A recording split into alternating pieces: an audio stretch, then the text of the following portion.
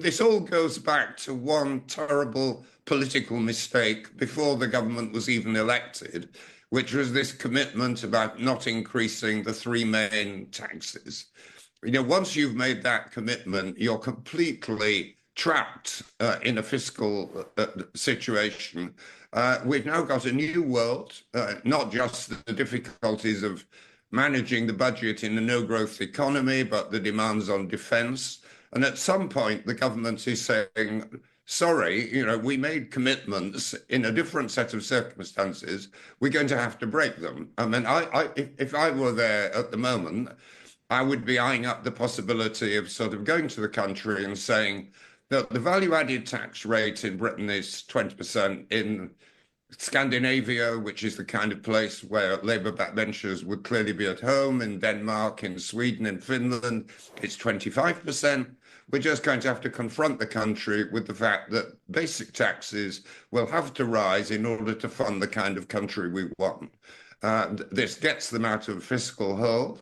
It would be politically a very difficult sell, but Labour backbenchers have put the government in an awkward spot. They're going to have to explain it to their constituents.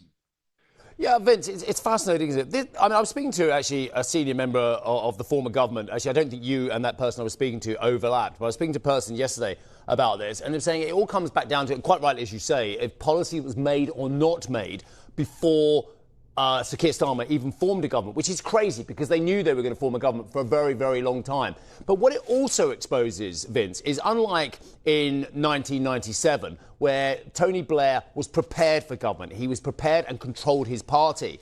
Do you think there's an element of actually that Sir Keir Starmer does not control his party and hadn't kind of got the whip on them as aggressively as he should have done before they even got into power? Well, I think the fundamental point you make is right, that the government weren't prepared for government. But, we are where we are. They are the government. They've got theoretically a very big majority, and they shouldn't be in this kind of trouble. But they are in trouble. And I think the worst outcome now is that they just try to muddle along. They shuffle the Chancellor into another position in government. They hope that by the autumn, a few more £1 billion turn up here or there. There's an attempt to improve the numbers by letting tax thresholds drift behind inflation, all kind of little dodges of this kind. And that's not going to restore credibility. It won't restore credibility, and it won't establish a strength in the markets either. So, and that's fascinating. And I'm going to draw on your, obviously, a former business secretary, but also a renowned economist as well. Vince, does the future of the gilt markets at the moment, the short-term future, depend on A, Reeves staying in position, and B, Reeves being able, and Starmer being able to get a level of control back on the backbenches as well? Because if they keep asking for extras, and goodness knows we know they're going to go for the two-child benefit cap next as well, which will cost even more billions as well. If this gets worse on that front, less control of backbenchers, are there direct ramifications on the gilt market? Yes, that's exactly right. I mean, we are up, 4.7% yields now.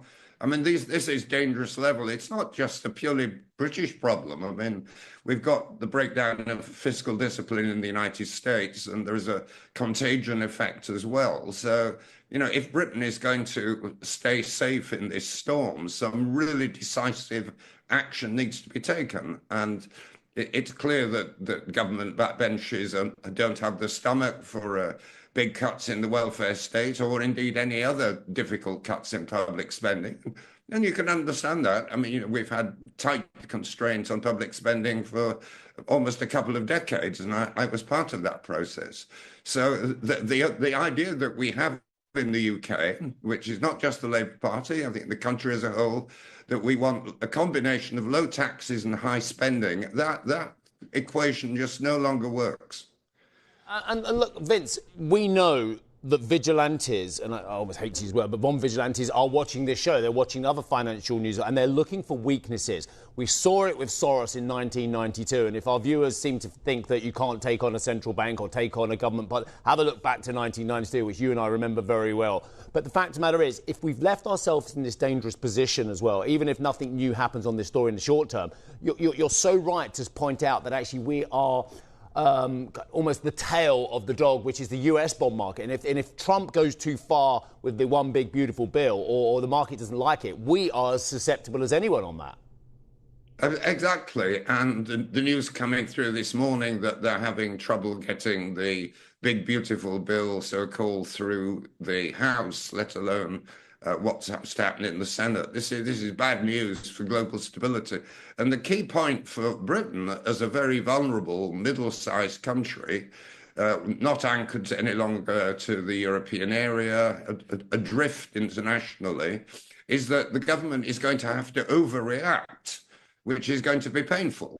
I mean, either they will have to be very brutal on public spending, or they'll have to break up their promises on tax. One or the other. They can't get away without doing either.